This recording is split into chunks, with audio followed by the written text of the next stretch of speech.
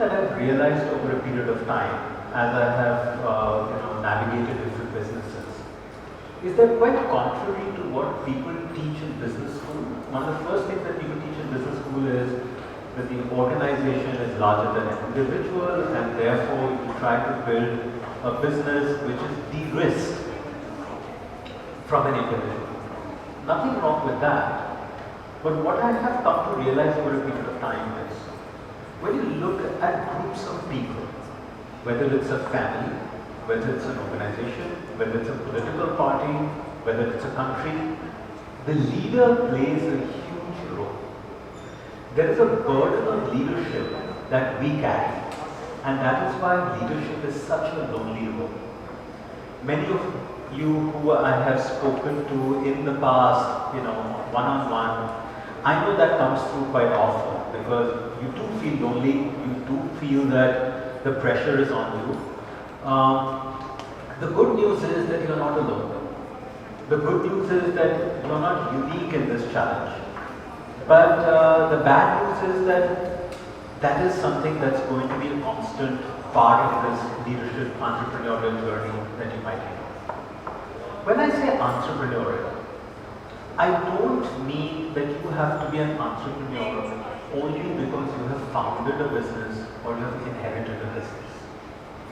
You're an entrepreneur even if you are working for someone. You're an entrepreneur because you are in the midst of your career building a team or building a part of your business. And the reason for that is, who is an entrepreneur?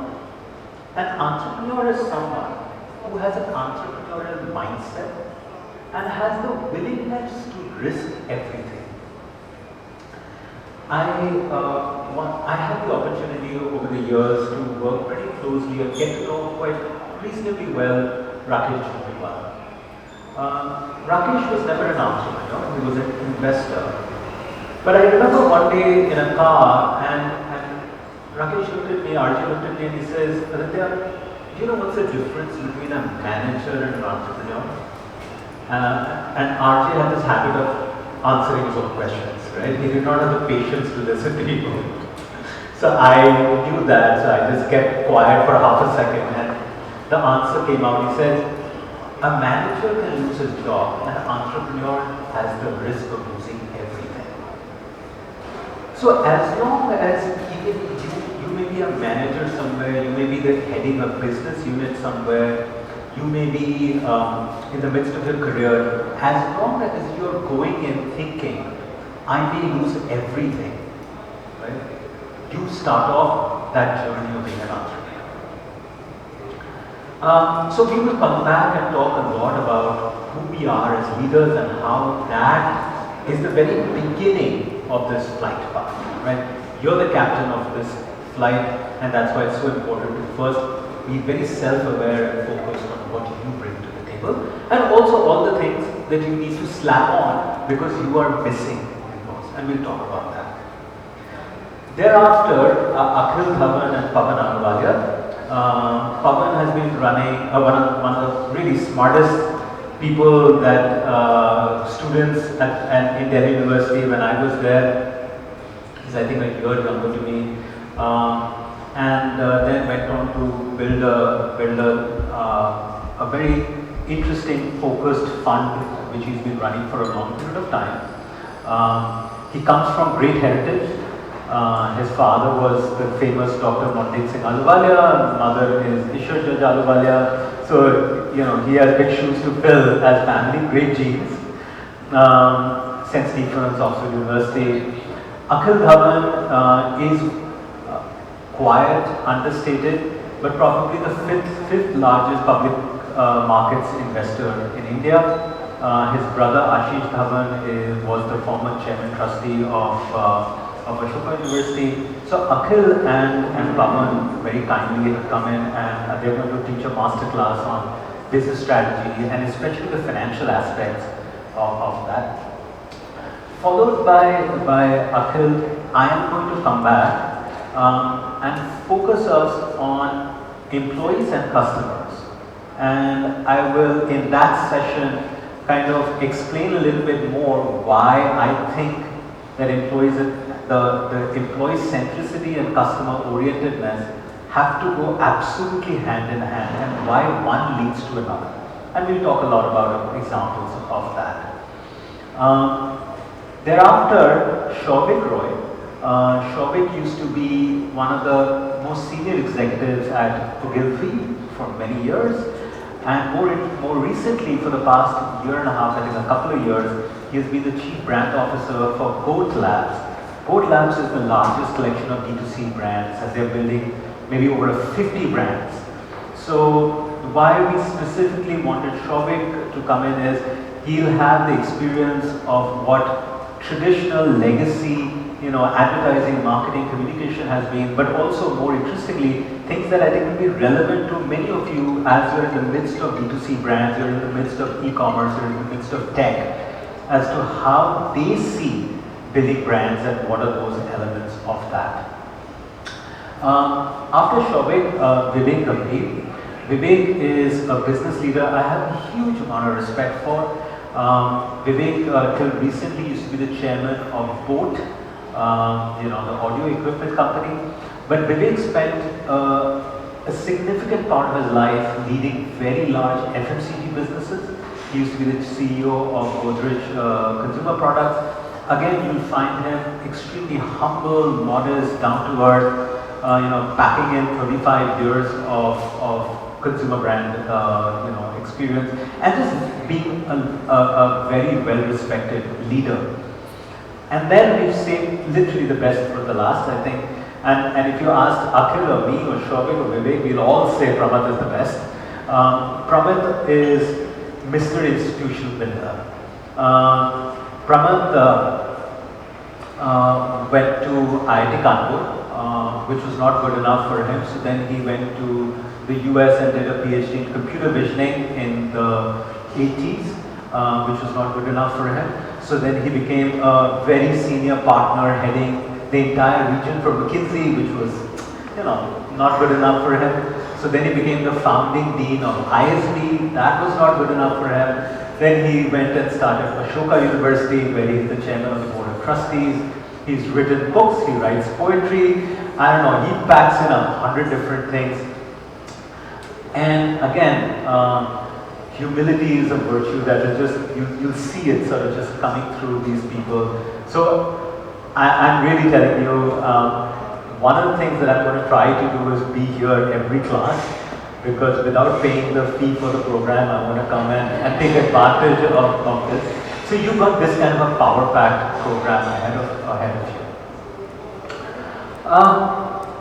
So what we are going to do today is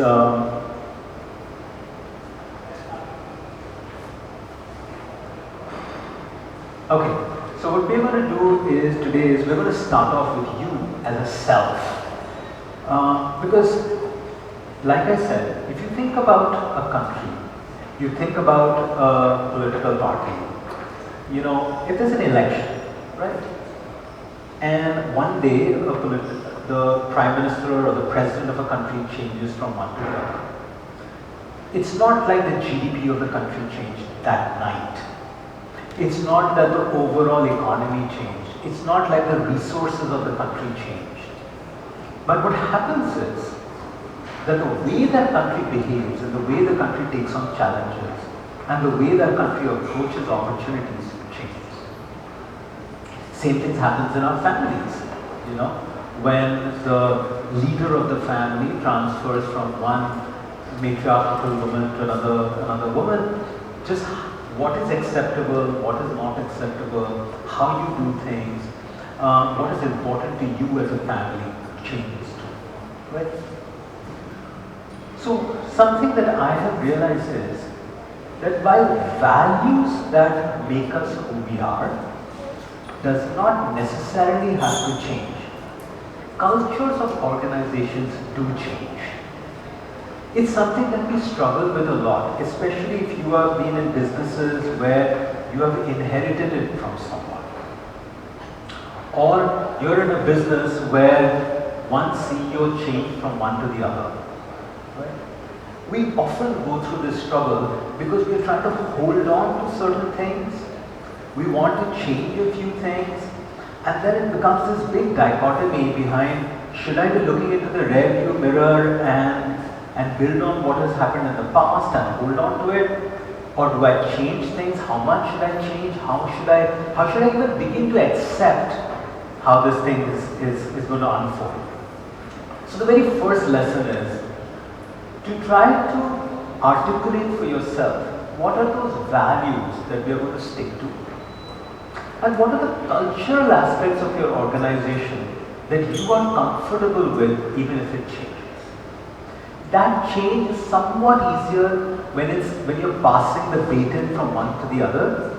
It is more difficult when you yourself are the leader, but the world has changed around you. You know, all of you are building businesses and careers for the next several years.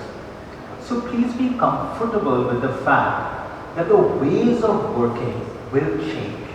You know, I remember when we were setting up the Learning Academy at Indigo, my first child, you know, some of the things that we were particular about is if you're a trainee, you're going to come in polished leather shoes, and you're going to wear a tie, or you're going to wear a skirt, and so on and so forth. And only recently, last month, when we were looking at what is acceptable in the Akasa Learning Academy, we said, you can come in sneakers as long as they're clean, you can come in jeans as long as they're not torn, and so on and so forth. Because over a period of time, I myself have realized that wearing leather shoes is not the epitome of showing respect. And you can imagine that for an airline, it was just a huge thing to debate in itself, and there were leaders. It was almost ironical that we have a uniform that allows sneakers, but some of our leaders were like, no, not inside the learning academy. There you should come in, dressed in a certain way and looking a certain way. So even if you yourself are the leader, the second lesson is to see that if you think of culture as a way of working, that way of working changes, and you should be comfortable to let that culture change to some extent. That's why you as an individual become so very important, and you must therefore carry that burden of leadership with you. Anybody remembers this scene? Yeah. And I feel that since 2020, I feel like that. You know? The number of times somebody said they are pivoting, or they're about to pivot, or we have pivoted, you know, I feel like Chandler, right? And therefore, as we talk about ourselves as an individual, instead of a pivot, which comes from ballets, you look at these changes as evolution. There's a difference between pivoting and evolving, right? And one again every time one throws up a change, or you come up to a fork in a road, whether you should pivot 180 degrees or evolve from one to the other becomes very important. If you want to read more about this concept of evolving from one to the other, there is a professor of Harvard Business School called Mike Tishman. And Mike Tishman is a very, very senior professor. He must be in his mid to late 70s. But he's the second generation. The first generation was led by a very famous Harvard Business School professor called Clayton Christensen. Clayton Christensen wrote a seminal book called Innovator's Dilemma. And he talked about disruption. Basically, Clayton Christensen said, companies move in a certain direction. Then something happens where it disrupts, and then they transform and do something else. The reason for that is that he studied steel mills in the 1980s. He looked at companies like Intel, he looked at companies like Cisco, and he saw how the Kodaks of the world disappeared, right? And the Nokias of the world crushed, and these new companies came in and they disrupted and did something new. Mike Tushman talks about something else. He was actually Clayton Christensen's student. And their current thinking is, it does not have to be a break. It does not have to be that sharp disruption. Right? You exploit what you know and what is your key strength. And from there, you explore something completely new.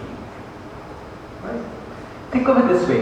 Apple, today, is it a mobile phone company? Is it a laptop company? Is it a payment gateway? Is Amazon a company that sells products, or is Amazon a cloud computing company? Right? It's difficult to say, because these are these new age businesses who are exploiting what they are very, very good at, but continuing to explore new things without making a clean break from the past. What's the lesson for that as individuals and as founders? We have to think about the things which are our strengths, so that we know what we can exploit, which is our God-given strength, and then what are these new areas that we are going to explore, right? So that's the lesson behind this. In my mind, and this is my theory, over the next few weeks, please feel free to add to it. What I think builds great businesses are 6 elements. And companies which have failed, and over the next 6 weeks you not only think of companies that have done well, you think of companies that have not done so well, you might think of challenges that your own company is going through at some point of time. I feel that one of these 6 elements is missing. Right? Or the founders and the leadership team kind of lose track of one or the other. They do something on most days, but they almost never do all the things on all the days. Right? So what are these 6 elements? These 6 elements are starting with the consumer in mind and say, I must always stay focused on what the consumer needs. The next is to say that I have to get my employees and my colleagues gathered together behind that vision, so that everybody understands in the entire company that this is what we're chasing. The third element is agility, because nothing goes according to business plans, right? Things change, life happens. So one has to be agile to be able to come into the football field. You may be playing soccer every day, but the playing field changes, the weather conditions change, your opponent changes. So you have to still play soccer, you can't start playing cricket, but you have to have the agility to move around. The next element is, and Anita and I will talk a lot about it, is purpose. Why did you come to work? Why did you enter the business? And there are a few theories that I have. For example, if you came into the business to create a unicorn, you will fail. Because creating a valuation cannot be purpose. Right? But if you stay true to purpose, then even through many ups and downs, you will somehow be building a great business. Financial stability is extremely important. I know, like some of us who've been around for a while, it almost sounds funny that this is a key ingredient that we have to remind ourselves of. There's someone who, again, I respect a lot, a gentleman called Akhil Gupta. He is, let's say, number 2 at Airtel. He was the CFO at Bharti Group for many years.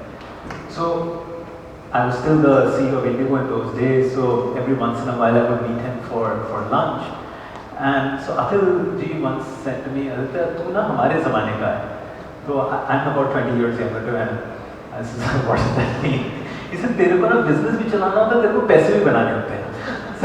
So, but the reality is, I have purposely not used the word profitability, because it's not realistic to think you're going to be profitable every year. But financial stability is extremely important. And finally, the decision between whether to scale up or not. And when we talk about scaling up at some point of time, you will have to come to that decision that whether scaling up or not scaling up is the right decision for you, because neither is it the right decision for everybody to scale up to be a global company, and nor is it the right answer for everyone to say this is what I do and this is where I'm going to be. So what are the reasons why you would scale up? When we start, we must start with this one question: what is my one big objective? So when we started Akasa, our one big objective was not to create the world's fastest growing airline, which we are, or the most profitable airline, which hopefully we will be, or the highest market share or anything of that sort. Because those are transient milestones, right? You go in that journey and you pass them by. If you, let's say, said, when you were starting Indigo, if we said we want to be the largest airline, we became the largest airline in 2011. What should we have done? Just shut the thing back and say, okay, we're done. It's over. Game over. We scored the goal. So the objective has to be something that is a bit like a pursuit. You know, you get close and it just moves a little bit more because the definition of it changes. So for us, defining the problem is not enough. It's also important to know who you are solving it for. You know, when people start off with a business, hopefully even some of the most successful ones, we try to define the problem statement. Then why have you come to work? What is the gap in the market that you are trying to solve? But what's also very important is to know who you're solving it for. Why? Because, think of it this way, let's take the airline business as an example, mobile, right? And India is a very large country, there is very few airplanes, so you figured out there is a demand-supply gap and this is the need of the market that I'm trying to address. But if I don't know who I'm solving it for, then I do not know what are they expecting, how much are they willing to pay for it, because you will end up creating something which you think is the right thing to do. You'll have somebody carry that person's bag, you'll have somebody clean their spectacles, you'll have a red and a blue carpet, because that's what you like. But if there are not enough consumers who are in that addressable market, and if they are not willing to pay for it, they say, thank you very much. Thank you for giving me the red and blue carpet, but if it's going to cost me 5 rupees more, I'm not going to pay for it. Knowing that you have a problem statement, but knowing who you're solving for is very, very important. We are in a co-working space, right? WeWorks was a great example of this, right? They built these beautiful looking workspaces, but in prime real estate, whether it's in London, New York or Gurgaon or Bombay, it'll be in prime real estate. But they forgot that the consumer who's coming, who's doing a startup, after the first 4 weeks is going to say, yeah, I'm okay working out of Udyog Vihar. Thank you for giving me this beautiful facility. I just don't have the money to pay you. So knowing the customer for who you're solving for is very important. Especially both in consumer businesses, right? A lot of the time we think, oh, you know what? There's this beautiful skirt that I've designed and it's this gorgeous fabric. But if there are only 2 people who are going to buy it in a year, it's not a business that's worth putting your own money in. So we said, our objective is to prove that low cost has nothing to do with low quality. That you can create a ferociously cost conscious culture, but churn out a very, very high quality product. Right?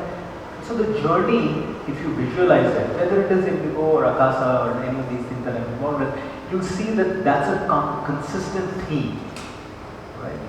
So it does not mean that has to be the answer for everybody, but I'm just saying there has to be one answer that you write for yourself, that what is my one big objective? And do the 20,000 people, the 30,000 people, the 40,000 people clearly understand that that is the objective with which we came. The second question we ask ourselves often when we know what is the business we want to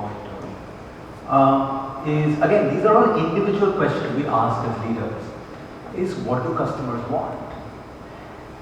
And I think it is the most stupid question to ask. Why? Because like I said, I don't know about your business, but definitely mine, consumers want a lot of things, they just don't want to pay for it. Right? If you did a consumer survey, if I did a customer survey right now and I said, what would you want in your airline?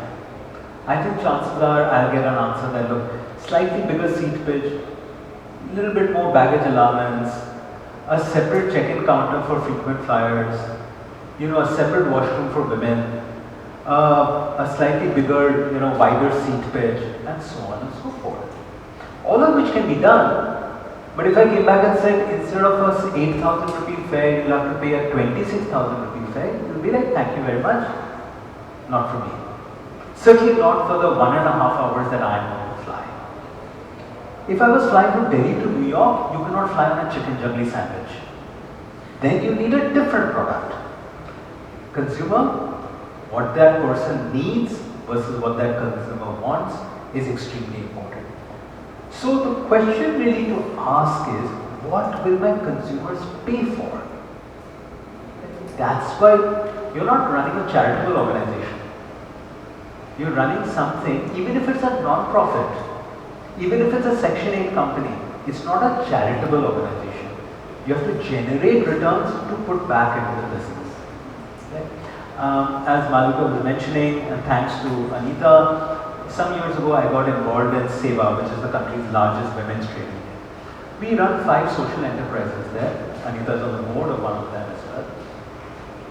There also, we're trying to make money so that we can put it back into the business so that we can create more employment opportunities for our members. Right? So staying true to understanding what brings financial stability comes from understanding what the consumer is going to pay for. And that is the difference between wants and needs. I often get asked this question, that Aditya, back in 2005 or 2006, how did you think online was going to be the thing? When you think about it, time is something that is important to all of us. Friendliness and courtesy is something that is important to all of us. Safety is something that is important to all of us. You don't need to do a consumer survey for that. It's actually, if you do a consumer survey, you get overwhelmed with so many new answers that it might kind of distract you. So therefore, the question to ask is, what is my customer going to pay for? And that is going to give you the answer to what is the need of the consumer. Right? And then you try to get the basics right over and over again.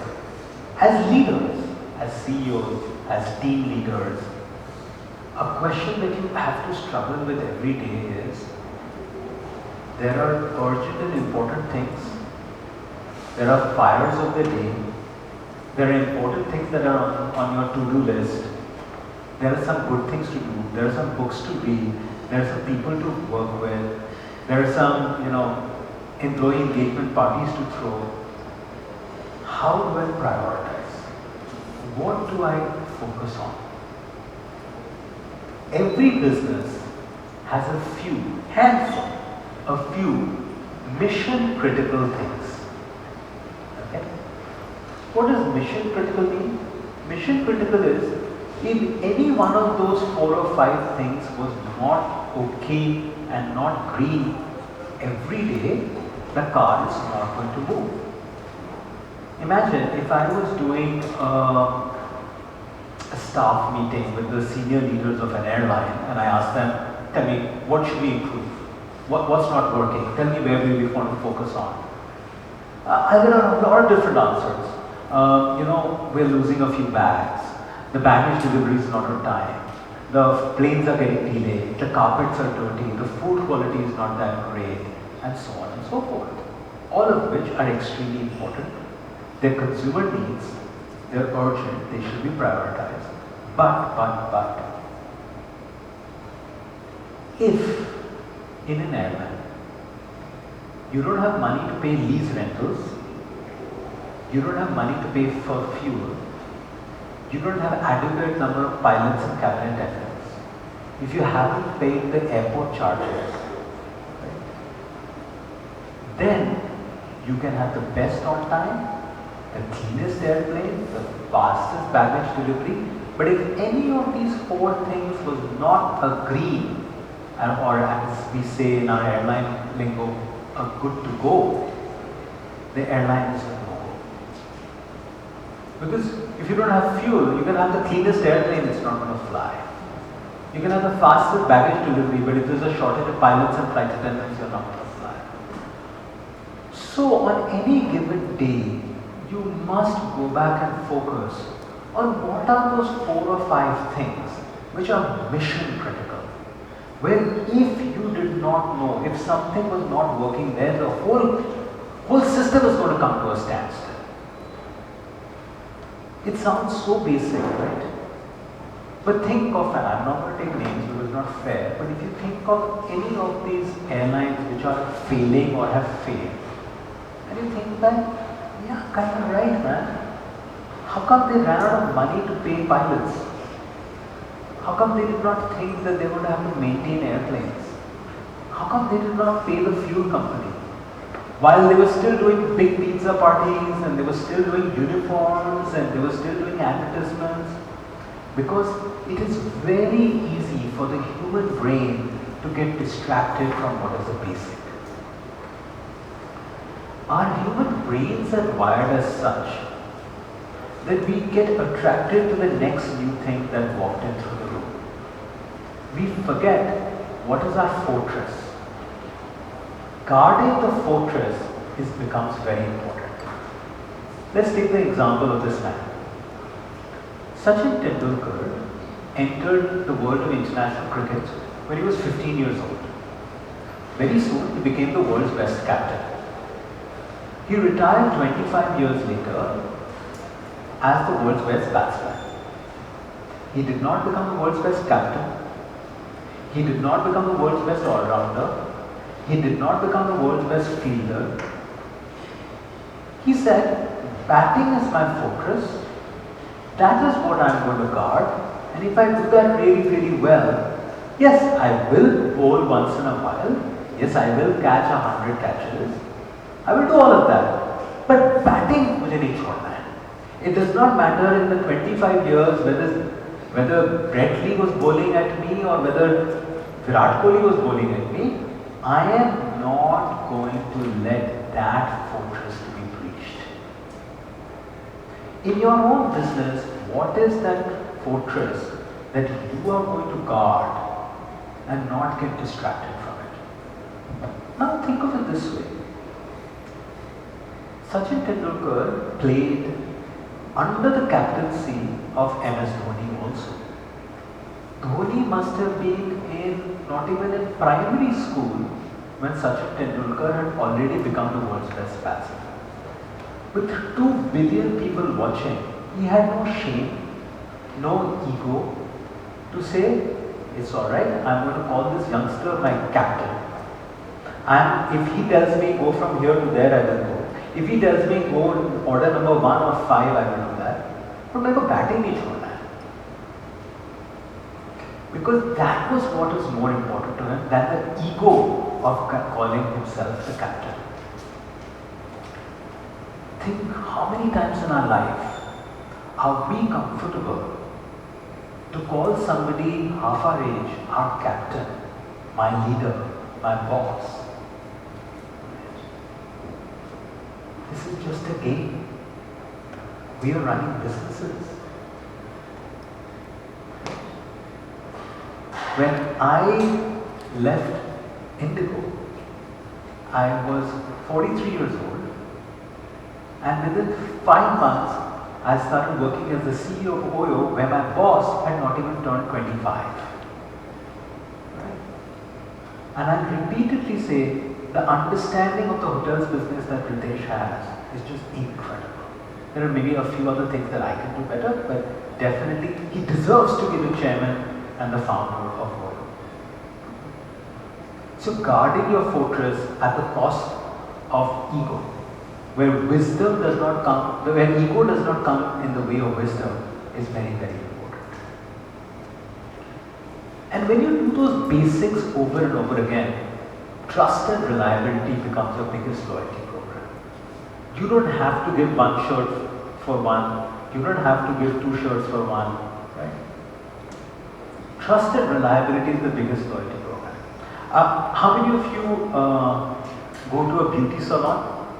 I know you're naturally good looking, but on a off day, how many of you go back to the same beauty salon? And most probably to the same person, right? Because you want to come out looking like you. You every day, every month, have a choice to go to a beauty salon that is closer to your house, closer to your workplace, maybe cheaper, maybe something which is more luxurious, but you keep going back to the same person over and over again because of the trust and reliability that gets built by getting the basics right on a day-to-day basis. Your consumers are no different from you. They're also looking at trust and reliability, and that is your cheapest and most consistent loyalty program. And that comes from a very simple thing, being able to deliver on what you promise. Again, in many consumer-facing businesses, it happens in hotels, it happens in financial services, it happens in airlines. We get into the temptation of promising 50 different things, right? And we'll then end up delivering on 10 or 20. Especially in the last 6-7 years, the curse of our industry and our new businesses and our new age businesses is a phrase called use case study. It will show up in PowerPoint presentations, where a tiny statistic is taken, put into a massive slide, and shown that this is what we do. But we forget that that is just a pocket of excellence. What consumers are really looking for is the consistency with which you deliver on what you are promising.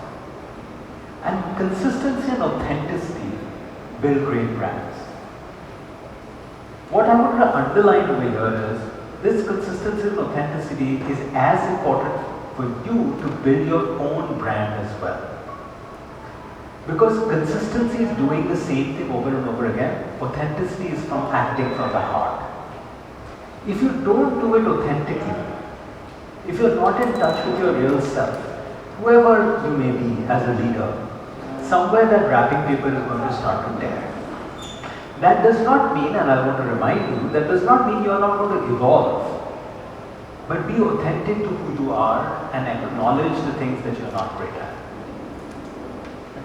So, when you're building a brand, consumers should know that there is an authenticity behind this brand. Even if you're not the best, but as long as you're the most consistent and the most authentic, you will survive. You will survive over a long period of time.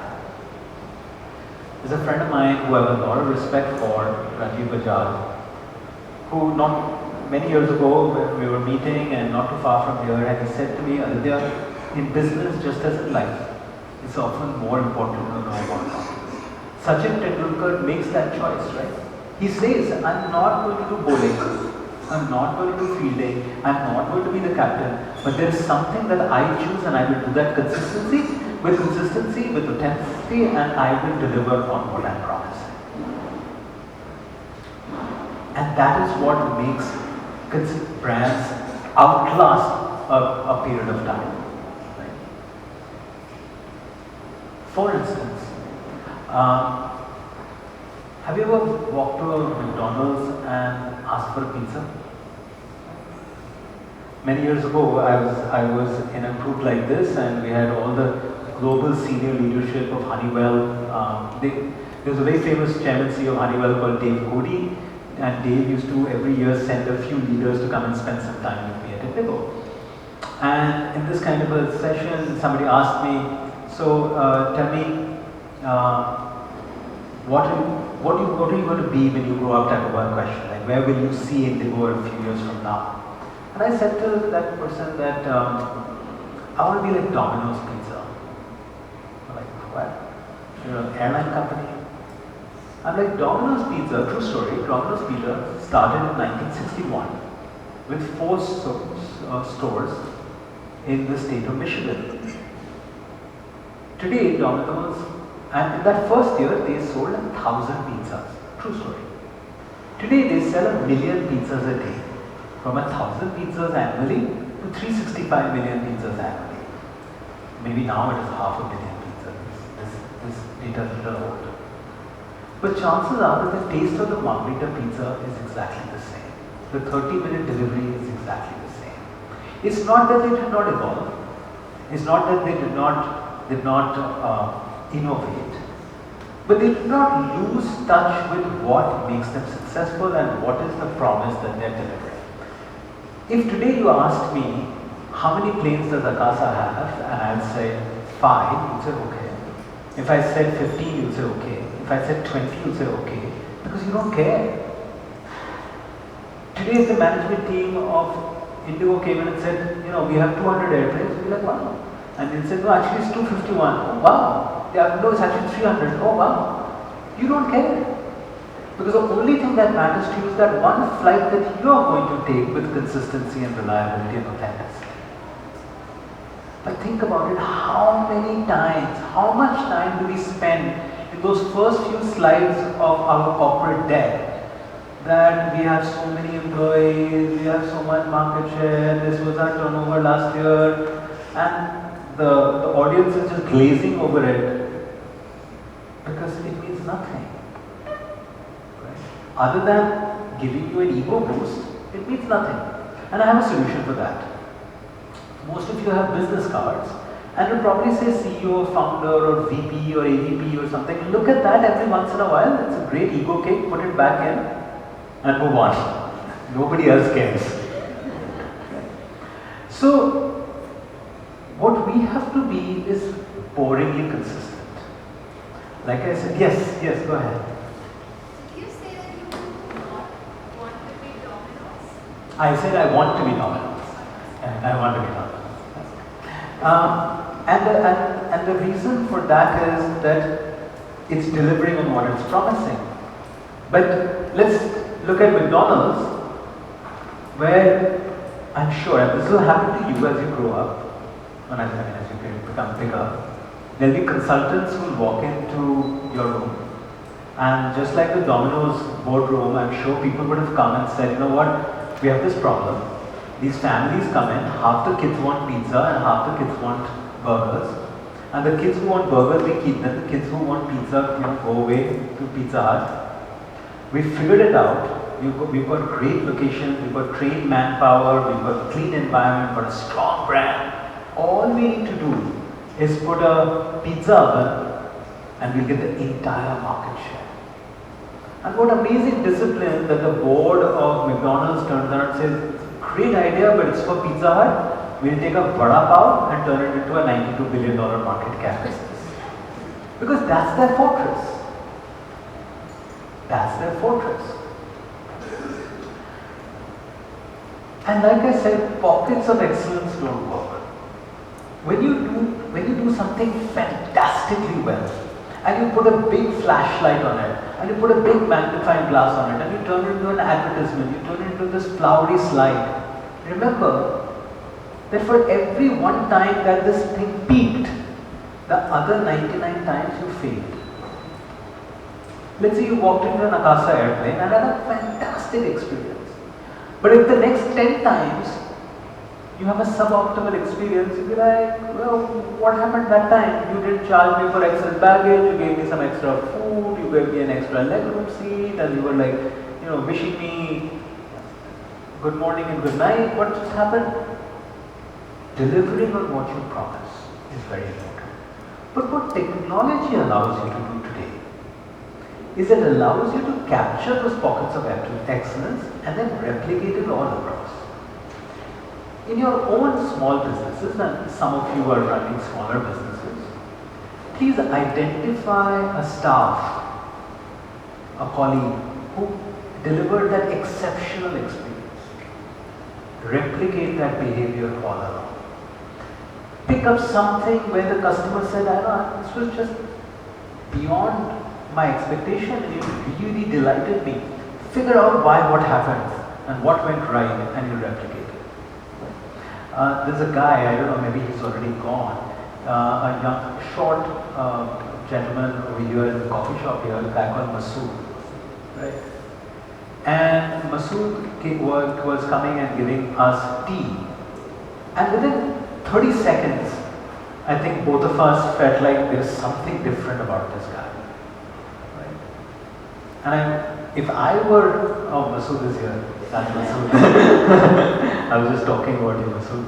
I would just replicate that pocket of excellence all across. Right? So that you do not lose track of the fact that you're trying to build a consistent brand as opposed to something which just once in a while has these bursts of excitement around it. But the world is also a graveyard, and there are two graveyards actually, right next to each other. One is a graveyard of brands which never change. And the other is a graveyard of brands which changed so much that they lost touch with the consumer. And for us as leaders, it's very important to know how to walk the sharp line between the two. In 1983, there were 500 companies in the Fortune 500, and only 40 of them survive in the Fortune 500 today. 460 companies disappeared from that list. But why did they disappear? Because they stopped innovating. But why did they stop innovating? Not because they didn't want to innovate, they were really, really smart people, but they lost touch with who my consumer is and how much I should innovate, how much I should change. They either changed too much or did not change at all. Right? And for that, you need agility, not hustle.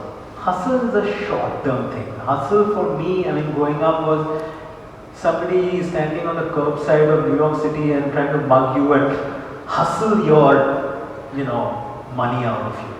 Agility, on the other hand, I'm a big fan of.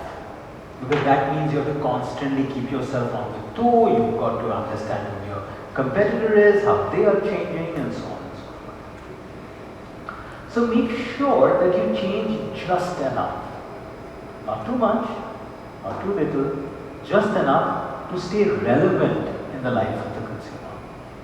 Think of brands who started 40 years ago and we still use.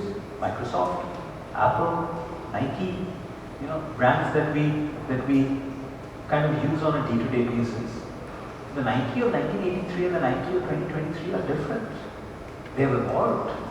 The Microsoft of 1993 and the Microsoft of today are different, and especially for a company that went through its severe challenges and said, oh, just before they were about to collapse, they said, we've got to reinvent ourselves and pull ourselves out and evolve. And companies that just stayed the way that they thought, Kodak, for instance. Kodak thought, and comes back to being customer oriented. Kodak thought, we are a company, consumers want to print photographs. And so from making cameras, they started making these massive shops in the US where you would go and start printing out stuff. They forgot consumer wants to capture a visual. The consumer actually wants to capture an image. Printing it or not printing is incidental. That's not what you're coming for. Right? So knowing what the consumer needs and staying relevant in the life of the consumer is what will make you an Apple iPhone or a digital, smartphone, etc. And the change is inevitable, yet it is hard. And along the way, we talk more about it in the program. What do you change? What do you discard? What are you going to hold on to because that's what makes you who you are? And what are those values that you're going to stay consistent with? There are no easy answers to it, but there are your personal answers to these three questions. And this is not going to be a common answer for everybody. But try to go out there and write these down. Not just for your business, but start with yourself as a leader. I was a manager somewhere, now I'm a founder. I was a daughter-in-law and now I am the chairman of this company. I was working in a bank and now I'm running a beauty products business. I was 20 years old and now I'm 40. How much are you going to change? What are you going to hold on to? These questions are as relevant for you as an individual, as a leader, as it is for a business. Right? And remember, even if you went wrong with it, even if you were not successful, at least you know you made a conscious choice and life just did not happen to you. Right? So, and that is the culture of change. Changing without walking away from what is fundamental to the business, what is your fortress. And remember, there is not enough just to be competitive. When you're so focused on your competitor, sometimes you will end up making decisions, you will end up doing stuff because you want to get better than that competitor at what he is doing. But now that person has just walked you down a path where you originally never wanted to go. You just want to now walk it faster. It's funny. You originally did not want to go that way, but the competitors do it. Now you are so focused on it, now you are going to do just more of it. So Jet Airways says, I am going to give you 5 kgs excess baggage. Kingfisher says, I will give you a person to carry it. Right?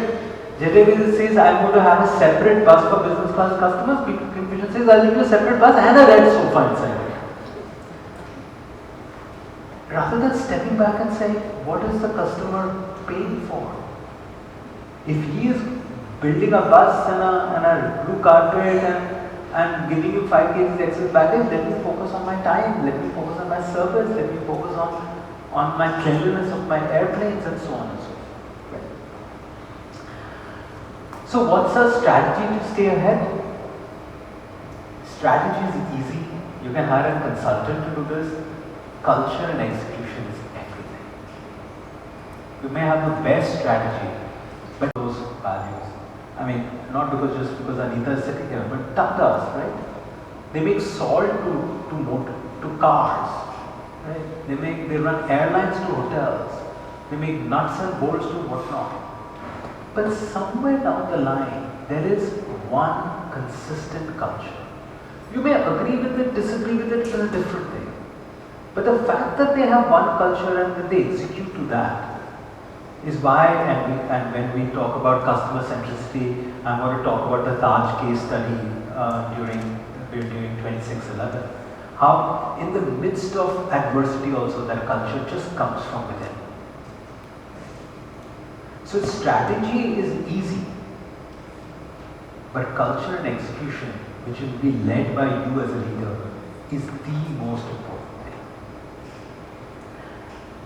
And the culture of an organization is nothing but a set of acceptable behaviors. Why I say that is, think about it this way. If you have grown up in India, irrespective of which religion you're from, or irrespective of whether you're religious or not, chances are that if you are driving past a place of worship, somehow you'll bob your head. Right? You'll do something. Somebody elderly walks into the room, you've gone to your friend's house, you don't know who this elderly person is, you're smoking and you're drinking, you'll somehow put the cigarette behind your back. It's not written in a manual. There is no holy book that says all Indians must do this. You'll straighten up, you'll kind of stand up a little bit, right? You won't point your feet towards that person.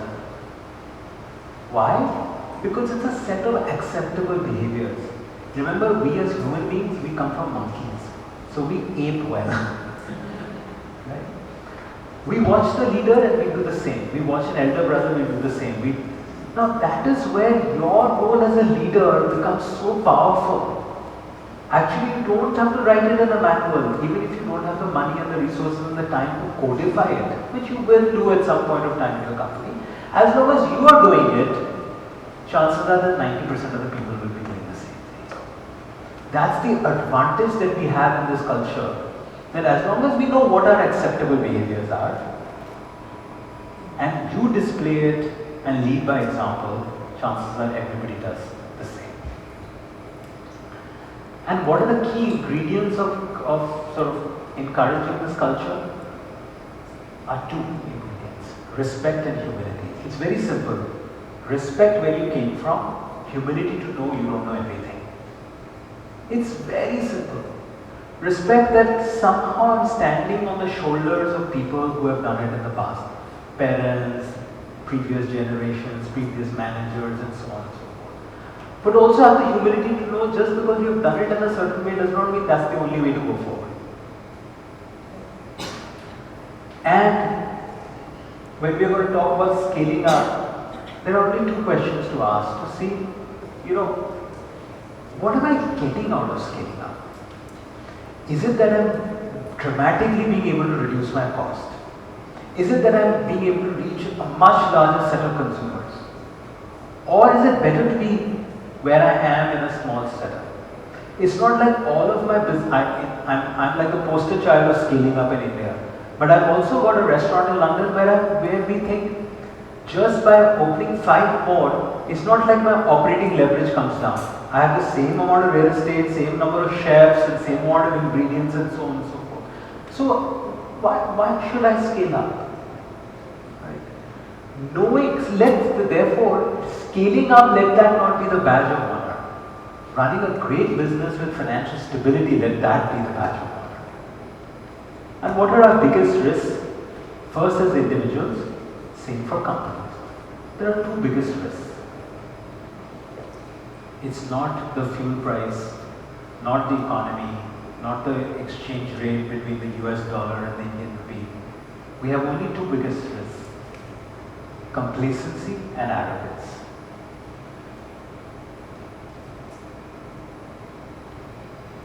If you reflect back in your own journey as an individual or even at the businesses that you're involved with, you'll notice that whenever we lost our way, it was because either we got complacent or we got arrogant. And there is nothing called failure, by the way. This is something I have realized more recently.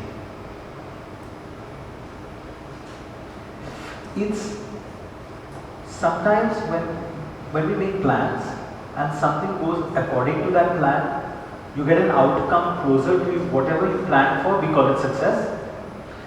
When the outcome is different from what we had thought it would be, we call it failure. But if we see this as a journey towards an outcome, then you know, oh, okay, I've not failed. It's just, I thought I'll get there, I've actually got here. So what did I do differently? What should I have done differently in this journey so that the next time I'm starting, I'm going to do it a little bit better. So if we don't think of failure as a finite thing, but we see this journey towards an outcome as truly a journey where we are making memories and we're picking up experiences, every time you attempt it again, it is a learning journey. And the same goes with us as individuals too, right? Don't become a prisoner of your past achievements. Just because I was a reasonably successful CEO at Indigo has zero bearing on whether I'll be successful as a co-founder of Akasa. Secondly, if I want to peg my outcome of Akasa that it has to be better than Indigo, chances are that will be a disappointment too. Let this be different. Just because you have achieved your in the past, you did great in math or you did great in English does not mean that you're going to be great in golf also. But if you keep telling yourself that I have to be as good in yoga as I am in cooking dal, you will never start yoga. Right? But often in business, and especially when we are making career shifts, we start putting ourselves in this jail of our past achievements, rather than seeing this as a new journey, where you make new mistakes and you just learn from that experience. So failure is never a friend, it's just a constant companion. And at the same time, you have to understand that each one of the people around you has the power to make a change. We say, I've heard this so many times, we are a people's business. But one of the most consistent, disappointing answers I've got from founders and CEOs when I ask them, how much time do you spend around people? It'll be 10%, 15%. No, I spend a lot of time with my HR head. Right? That is not spending time with people. If you really think that people are core to your business or customers are core to your business, do you spend 80% of your time with people and customers? Do you spend 90% of your time with people and customers? If you are running a stockbroking company and you said, understanding markets and understanding the stock market is very important to me, would you say, I spend at least 20 minutes a day with my chief investment officer? Spending time with people is hard. It's disappointing. Because every day as a leader, you will come back thinking, मैंने तो कुछ किया ही नहीं है. Every day you will come back thinking, how come that person does not understand that I have her best interest at heart? But therefore it's important to spend that time with each one of those people. And remember that people, more than money and power, are looking for fame. Just like I said, leading by example is a very easy task because we are monkeys at the end of the day. Fame is equally easy because you can recognize people even without writing a check. At Indigo many years ago, when we first came out with our Employee of the Year, we did not give that Employee of the Year an increment, a promotion, not even a Shoppers Stop voucher. We took the picture of that person and pasted it on the corner of one of our airplanes. Fame comes from that reward and recognition, and that recognition is whether they are going out of their way, just like Masood. So what is your role of a leader? Your role of a leader starts off by understanding and recognizing and acknowledging that we're all equals here, we just have different roles to play. Especially in the business that I'm so involved in the airline business. Every time I go into an airport, I see $100 million aircraft full of revenue-paying passengers, experienced cockpit crew, courteous flight attendants, engines spooled up, ATCs given clearance, fuel in the tanks. But if the marshaller does not come, that plane is not moving. As the CEO, founder of that company, you cannot move that plane 1 inch. It's a deep reminder how everyone is just truly an equal, we just have different roles to play. And that equal is not just on Independence Day and Rakhi and a picnic or anything. It is on a day-to-day basis. Understanding there are 100 things that somebody else is doing that you are just not good enough. If you were not the founder of that company, you would not be hired for that job.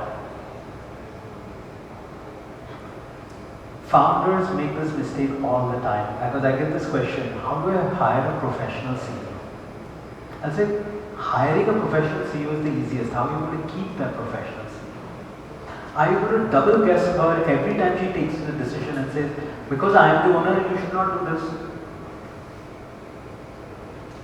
So that's like saying that, Prime Minister Modi saying, you know what, I don't care if you're the CEO of ISRO, I am your boss, I will tell you how Chandrayaan should move. Right?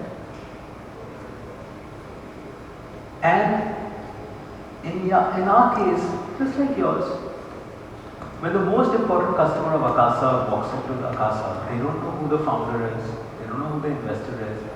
That person, that flight attendant standing in the aisle, that captain waving goodbye, is the founder, is the senior most person in the company that you will ever meet. Does this person stand in that aisle thinking, I am the senior most person that this customer will ever meet?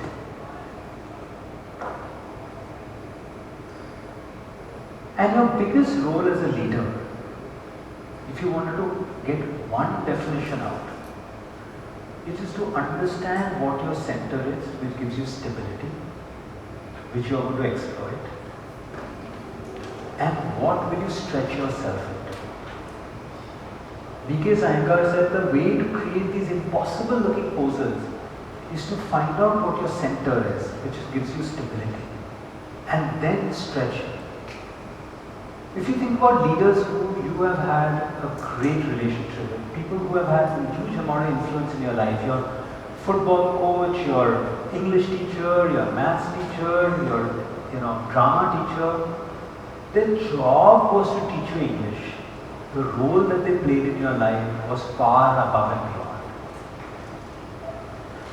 So your job is, as a CEO, is a mere job description. The role that one is going to play in the life of all those people around you, what you can play in their life, is far above and beyond. It is turning the company profitable and running a profitable company is your job. That's not your role.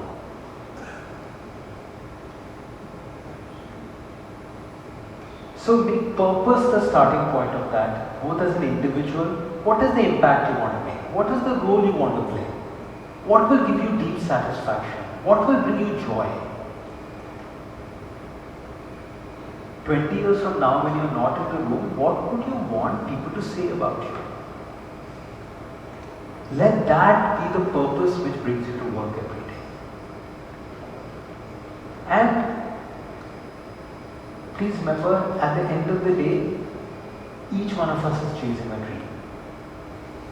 That dream has nothing to do with Akasa or Indigo or anything. If please remember, your colleagues, when they go to bed at night, they are not thinking about the company that you work for. If they are, they need to get a life. They are searching and chasing a deeply personal dream just as you are. Sending your children to the right school, buying a car for their father, a fridge for their mother, sending their parents on a holiday, making sure that their parents have to never work again.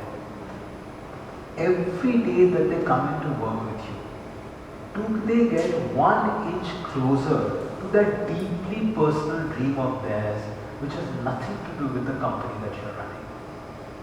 Because if that happens, when there are no cameras on board, that passion and motivation comes from within.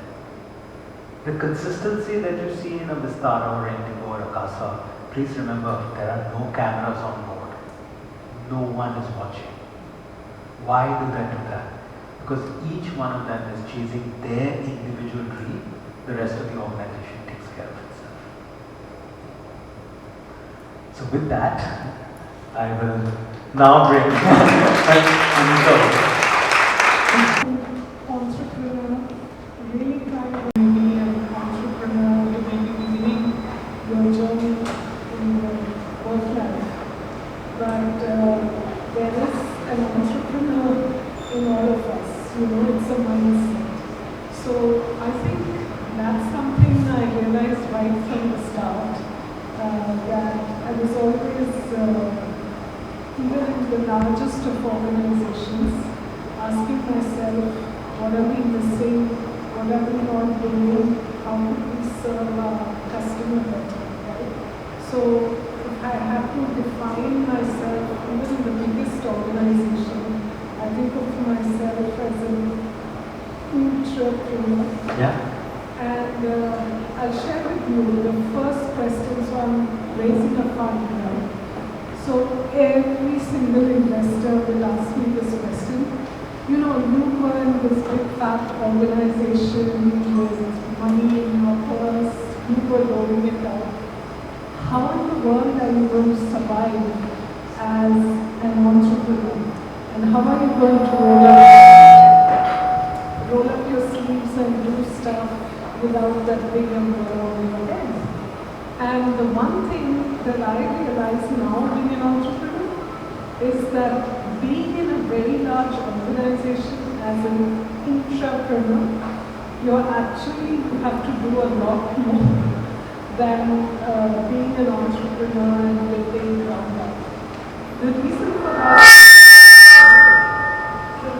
that is that in a large organization, I'll put it away.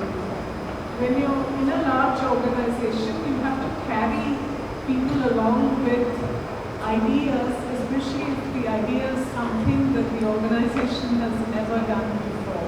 with something new. So I'll share the story of investing in the first megawatt of commercial solar in India. It was a new technology back in 2008, and all of a sudden I realized it was going to be almost impossible to do that investment, even though a bunch of us in the organization believed it was really something we should do. So we had to work at every level in the organization to convince people, credit people, risk people, and get them to say, okay, let's try and do this. So my question to all my investors is that if you do that and do it successfully, then hopefully on your own 2 feet, you could do everything you want to do. Should we start taking some questions from anybody or any thoughts that you had, and then we can go back and forth a little bit. Yes, go ahead. Let me give you the mic, and then. So you said that it's very important to spend time with all the employees at all levels, and especially in a big organization. How do you achieve that? Is what I wanted to understand. Sure. Anybody else have a question in this theme? Yeah, go ahead. When you talk about getting the basics right, as you scale up, for example, customer complaints, right? When you're small, the quantum is small, and when you scale up, the quantum goes up. And sometimes you get distracted that is it still that percent, or is it the quantum, the quantum gets to you. So how do you sort of manage that and make sense of that? Sure. Anybody else? Yes. But let me.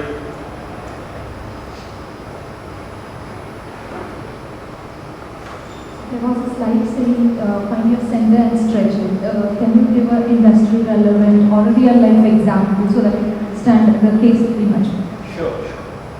Maybe I'll start off with the question around how to engage with employees at massive scale, or for that matter, the consumer story, and then maybe Anita can think about talking through how a leader finds their center and then stretches into multiple different things, because you see that in many businesses that you're in. So let's start with the employee then. One has to realize that or acknowledge that the core of it starts off with being a listening organization. And my first suggestion is that actively create mechanisms that help you listen to the last mile. Even if you don't listen to your direct reports, it does not matter that much, as it matters to listening to the absolute last mile. In this, there needs to be a lot of respect, knowing that there will be many things that your last mile will be able to come up with, the people who are fighting in the trenches, which you have never thought of. Or you thought it was happening in a certain way, but actually the reality is very, very different. Go in with deeply business questions which you think you're not being able to find an answer to, that you're struggling with. And present it to them and listen to them with respect when they come up with an idea saying, this is how actually we should do it. Because their ability to stay in touch with the final consumer is far more than you will ever have. Organizations are like a human body. As we age, as our body gets older, there are many things that we could do earlier that we're not able to do it today. Or certainly we slow down. The arteries start getting clogged. Whether you like it or not, the arteries start getting clogged. And just like by writing a New Year resolution, your arteries will not get declog, that you will not lose weight. You've got to make the effort to stand up every morning and go for a run or watch what you eat or go for a walk or whatever it might be. Writing a vision or a mission statement is like writing a New Year resolution. It means nothing. So one has to constantly set up a mechanism to declog those articles. At maximum count, I had at Indigo about 25,000 employees. At OYO, I might have had about 35, 40,000. At Akasa, we had about 100 employees every month, so we are at about 3,600 employees today. But you can set up mechanisms where you can divide up groups of people, where you can be 2 or 3 WhatsApp messages away from absolutely the final line. I used to, and give you some examples, and then you can kind of come up with your own examples or own ways. So every week, pilots go through a refresher training. So they, by force, have to come. They have to leave their flying, and they've got to come and sit somewhere for 5 days to go to their annual refresher. At Indigo, what used to happen is 2 batches used to overlap on a Wednesday afternoon. So every Wednesday, I would go spend 2.5 hours with the refresher batch of pilots. So every year, every line pilot would have spent 3 hours with me personally. We would have groups of people divided into WhatsApp groups, and that WhatsApp group would be connected to me. So if there was a 9 cabin crew in Agartala who was having a problem, she would put it on a group that would be put on my group. Now it takes time.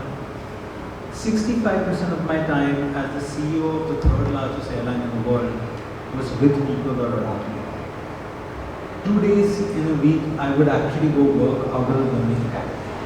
So that the newest member of the organization who would come and started working 1 week ago would be able to get a connect with me. And once I would start doing that, the next 25, 30 leaders would start doing the same. But if I spend my time only talking to travel agents and big corporate customers, right, and fancy Boeing and Airbuses, then that's what the company will do. So the point I'm trying to make is that let scale not come in the way. And this was 10 years, 15 years ago. Today technology allows you to stay in touch on a moment-to-moment basis. If you can stay in touch with 50,000 customers, you can't stay in touch with 500 employees. We don't do that because we choose not to do that. We choose to spend time where we do so. So I think it is possible. And I'll tell you about out of my own personal experience. After the first 3-4 months, people begin to respect your time. They will only reach out to you when there is a genuine mistake. You will have a different problem. People actually want to reach out to them and say, hey, I haven't heard from you in the last, 2 weeks or 3 weeks or 1 month or next. But they're going to test you out. You will have to have that, you have to build that credibility. Trust and reliability is the biggest loyalty program, right? The loyalty program for employees also is that when they test you for even the smallest of things, it's like they come to a doctor. When you go to a dentist, if you have a slight toothache or you have unbearable pain, you want the doctor to attend to you because that's the most important thing for you. When you go to a hospital, the doctor doesn't say, I have got 10 critical patients, you can go to hell, come back tomorrow. Your leg is broken, but your broken, painful leg is less important than somebody who is dying of a heart attack. We experience that as consumers. We have to just replicate that for our clients. On the customer complaint side, what I have found is that I try not to get lost in statistics. What that means is, I don't see it as a percentage. Because if I think, I'll give you an example. When I used to run oil, one of the problems that we used to have for a period of time was check-in denied. That somebody is paid for the room, they go to this room, they go to the holiday hotel or whatever, and the owner of the hotel says, sorry, I've sold that room to someone else. So we are a very tech-driven company, data-oriented company, so my colleagues will say, we had only 0.2% check-in denied. I said 0.2% is how many people? We had 400,000 people, staying at an Oyo hotel every day, right? 0.2% is 400 people, or 800 people. I said 800 human beings were standing on the side of the road. So there are certain things that you should look at percentages. There are certain things that you should look at real numbers. So that's one. The second thing that I have, it has always worked for me, and to give you my personal example or experience. I'm not so driven by NPS.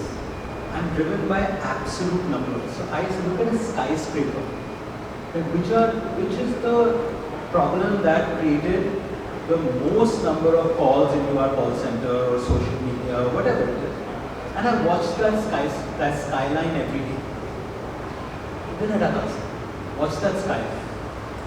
You'll suddenly realize what you think would be problem. कि भाई यार chicken only sandwich यार. What you'll suddenly realize is actually it's the refund that is the biggest. Listening to the voice of the consumer by looking at that skyline helps a lot. So that if you are able to solve that biggest skyscraper, you've taken out one fundamental problem area forever, as opposed to the band-aids.